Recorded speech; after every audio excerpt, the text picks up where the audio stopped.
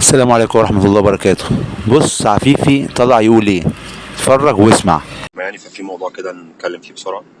في ناس كتير سنة نور النور بتقول لي ما هو اصل الهلال عندنا زي الاهلي عندكم. لا يا جماعة، يعني انت بتتكلم في حاجة انت ما تعرفهاش، ويستحسن ما دام ما تعرفهاش ما تقولهاش. عادي، مش لازم تكون عارف كل حاجة في الدنيا. انا في حاجات ما بعرفهاش ما بتكلمش فيها، عادي بسيطة يعني. لكن هلال زي خويانا لا لا خالص يعني.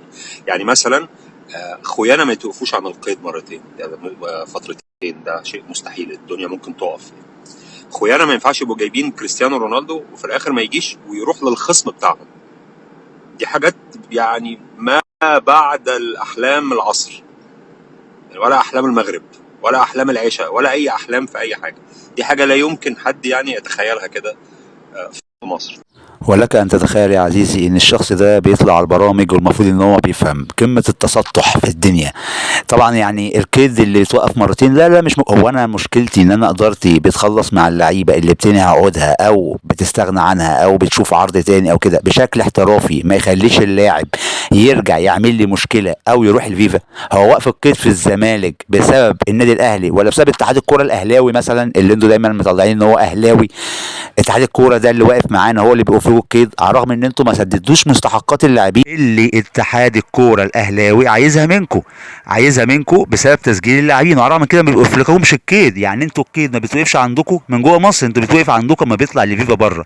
هل مطالب مني ان انا اخد كوتا يعني تقسيمه؟ هي الزمالك يجي عليه 3 قيد بسبب اشمبونج وفلان وعلان وترتان وكل اللعيبه اللي عدوا عليكم وفرجاني ساسي، اخد انا منهم 2 هديه؟ فالدنيا ما بتقفش عندي. كلام في قمه يعني السذاجه، مش عايز اقول كلام اسوأ من كده. قال لي بقى ما توقفلوش قيدين. طب وانا مالي؟ وانا لو جه عليا حكم من اللاعب عشان يتوقف لي قيدين ما يتوقف لي.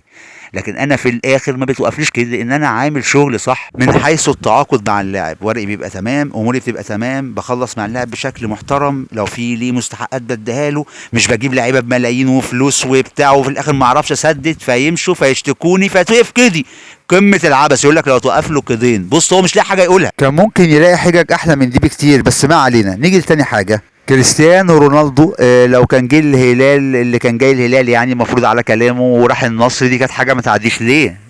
هو هاني سعيد دلوقتي مدير الكوره في بيراميدز او مدير الرياضي في بيراميدز. هاني سعيد كان ماضيلكو وبعد كده حاول يسرق عقوده، العقد بتاعه يعني، ولكن وكان ماضي للاهلي، ولكن كان ماضي لكم انتوا الاول، وفي الاخر لما كانش طايق عايز يلعب في الزمالك وكده وقابلتوا طبعا حاجه ترجع لكم انكم يفضل معاكم، واللعيب كانت رغبته الاهلي، وعلى كده فضل في الاهلي. اتحاد الكوره الاهلاوي في الوقت ده ما عرفش يقنعه، ولا مثلا حركه مجلس اداره شيك كده مثلا تتعمل ان هو لا خلاص اللاعب مش عايزنا فيروح الاهلي زي ما احنا عملناه قبل منكم مع شيكابالا. لا لا لا، انتوا قابلتوا عادي، لا يفضل معانا وما عرفش ناخده. مش كريستيانو رونالدو وليس ناجي جده عنكم ببعيد. ناجي جده اما كانت عقوده مظبوطه والاوراق بتاعته مظبوطه لصالحنا صممنا عليه وجبناه، على الرغم كده انتوا طلعتوا تصيحوا وتعيطوا عشان خاطر حازم امام ما اتحبس. وفي الاخر عزيزي الاهلاوي او الزملكاوي اللي عايز يفهم، هو ليه دلوقتي اتحاد الكوره اللي معانا ووزاره الرياضه اللي معانا والناس كلها اللي بتساعدنا ما بتحاولش توقف نادي الزمالك او نشاطه بسبب الديون من الضرائب مثلا او الديون في اتحاد الكوره؟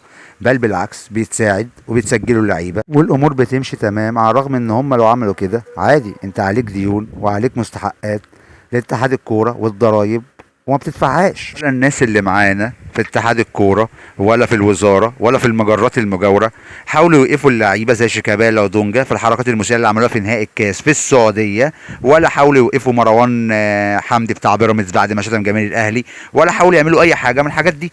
طنشوا خالص. الله، هي الناس دي معانا ازاي يعني؟ مش فاهم.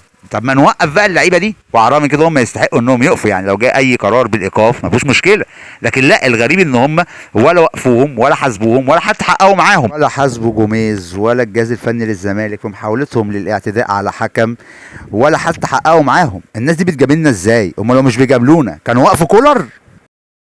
وفي الاخر صلوا وسلموا على رسول الله، وما تنسوش تشتركوا في القناة، ولا تنسى يا صديقي الدعم القناة باللايك والشير. لا تنسى يا صديقي استمر في المقاطعة، وما تنساش ادعي لاخواتنا في فلسطين وفي القرب منها غزة، واخواتنا في لبنان واليمن والسودان وفي كل الوطن العربي. سلام.